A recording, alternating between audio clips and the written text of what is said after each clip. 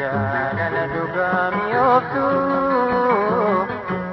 ka wajjin dabarsine eegattanii taayya jaaltu fageenyaan na dhoowwe.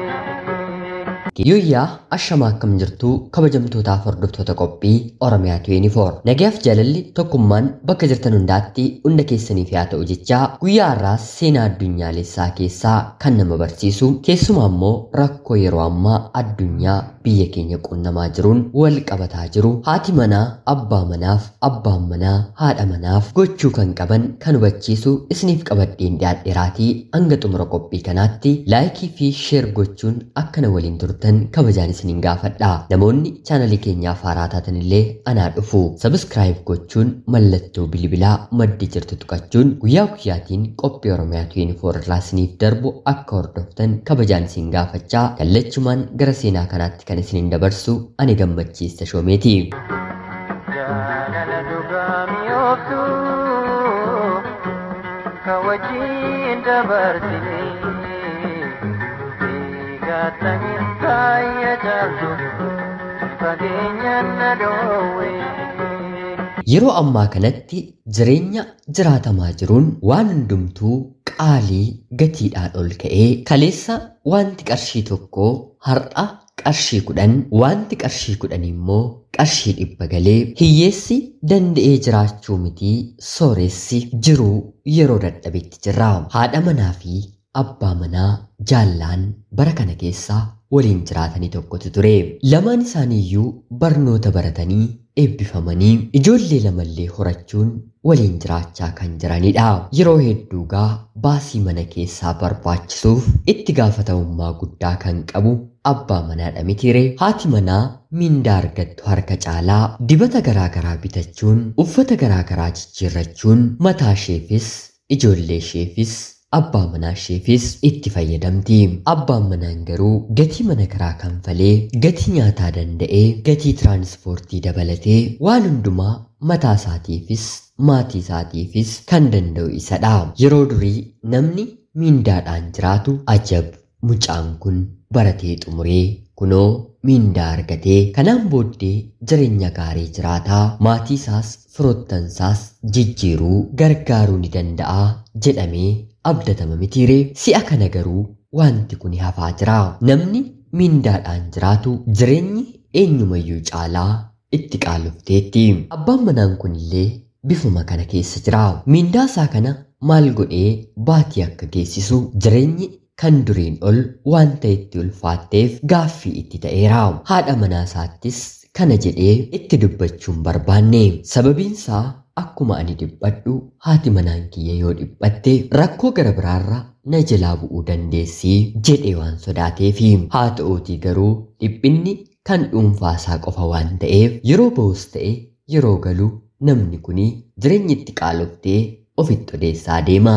Dur hanga hojiitti tiraanspoortii eeggatee konkolaataa yaabbatee kan deemu amma garuu lafoo miillaan dafee dafee deema. Hiriyoota isaa gidduu taa'ee waan garaasaa duraan shayee nyaata ajajatee taphatee kan oolu amma garuu wanti inni argatu baatiidhaan maatii isaa geessisuu waan dadhabeef hiriyoota isaarraan adda ba'ee shayees ta'e buna bakkeedhaa dhuguu dhaabeera. Itti gaafatamummaan maatii isaa baay'ee dhiphisuurraan kan ka'e laaqana manatti gudunfatee gara hojii kan deemu amma garuu sobee hiriyoota koo waliin nyaadha jedhee otoo nyaatiin bakka hojii oolaa. Namni kun qofaa yaaduu qofaa dhiphachuun amala itti ta'ee otoon beekiin namummaan isaallee jijjiiramuun nama ori'u gammachuu kan hin qabne borisaatiif yaaddoo guddaa qabu ta'e.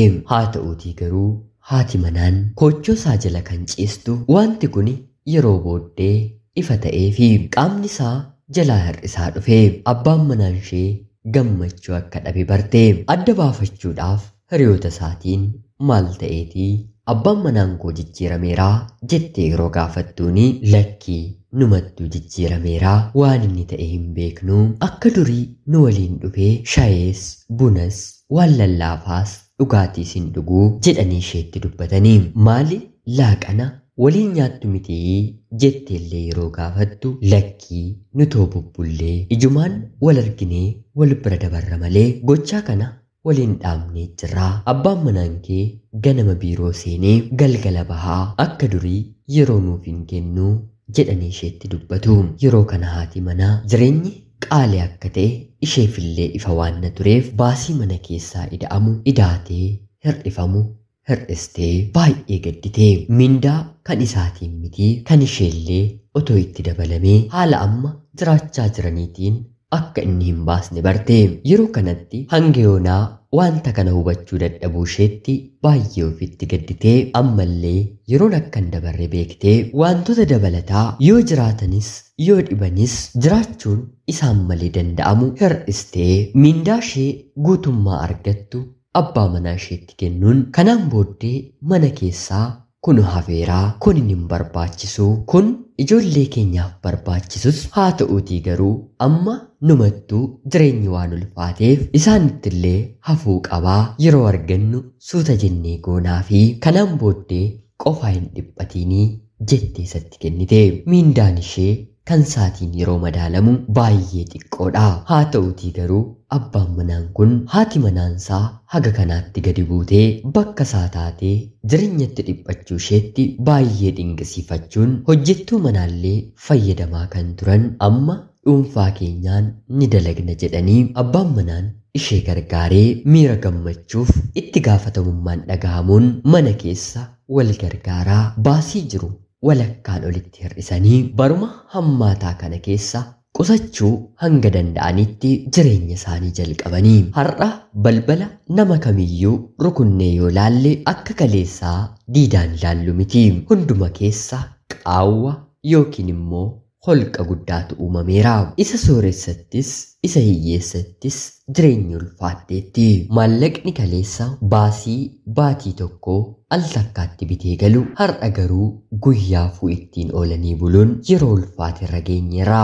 Kanammoo haati manaa abbaa manaa hubattu taanaan abbaan manaa haadha manaa hubatu taanaan jireenya raafamaa keessatti maatii keenya kuffisnaa. Yeroo kamiin olitti biyya keenya keessatti yeroo ammaa namni mana qabu mana isaa gurguree fiixee magaalaatti lafas ta'e mana gatii xiqqaatiin bitee kansaa gatii gaariitiin gurguree bara gaarii qabeenya horate jijjiiree jiraachuuf yaalii godhaa jira. Haa ta'uutii garuu wanti kun furmaata yeroo dheeraa ta'uu hin danda'u.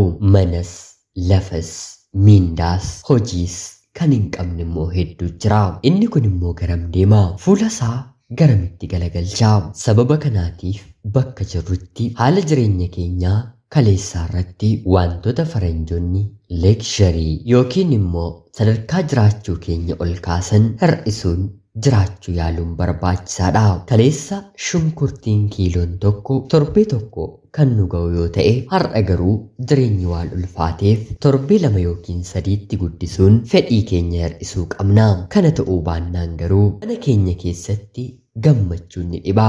Abbaan manaanis haati manaanis ni dhiphatu. Oromoon yeroo mammaakuu baraa fi furguggee gadi jedhaniiti dabarsu jedhama mitiire. Bara kana furguggee nutti darbame gadi jennee wal gargaarree darbuu yoo baanne godaannisa baraaf nu saaxiluu danda'u jireenya bultii jaalala keenyatti qorumsa hin taane kaa'ee nurra darbuu danda'a. Sababa kanaaf bara fakkaannee jireenya keenyaa sirreeffannuun dhaamsa qophii Oromiyaa 24 guyyaa har'aati. Hanga yoonaatti yeroo keessannaaf kennitanii dhaggeeffachaa turuu keessaniitiif guddaa galatoomaa jechaa yoo isinitti tole laayikii fi sheer gochuun akkana jajjabeessitan kabajaan isin gaafadha. Seenaa gara biraatiin hanga walitti deebinutti bakka jirtan maraan yeroo gaarii isiniif hin hawwa. Jaalala dhugaa mi'ooftu kan wajjin dabarsinee eegattanii taayya jaaltu fageenyaan na dhoowwe.